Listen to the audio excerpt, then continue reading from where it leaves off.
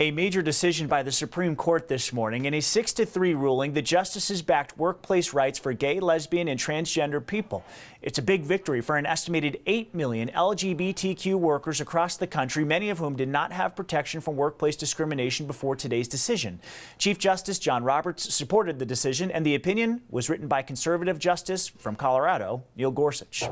In that opinion, Gorsuch wrote, "In Title VII, Congress adopted broad language making it illegal for an employer to rely on an employee's sex when deciding to fire that employee. We do not hesitate to recognize today a necessary consequence of that legislative choice. An employer who fires an individual merely for being gay or transgender defies the law." This afternoon, 9 News reporter Noel Brennan spoke to One Colorado, an advocacy group for the LGBTQ community.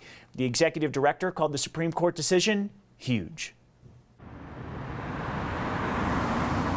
It was surprising but very, very welcoming news. A community feels momentum and sees beauty in the timing. When we tell our stories and we can, get a positive decision out of the U.S. Supreme Court during Pride Month, it's something that's worth celebrating. Daniel Ramos with One Colorado admits he didn't expect the 6-3 vote. Today we got a historic decision from the U.S. Supreme Court. The High Court's decision protects LGBTQ people from discrimination at work under Title VII of the Civil Rights Act. This is huge. No one can be fired because of their sexual orientation or gender identity. No one should experience discrimination for being LGBTQ. Ramos says all states will see the same protections Colorado has had since 2008. But to have such a strong statement, I think, helps us reinforce for folks that they are protected in the workplace here in Colorado and across the country.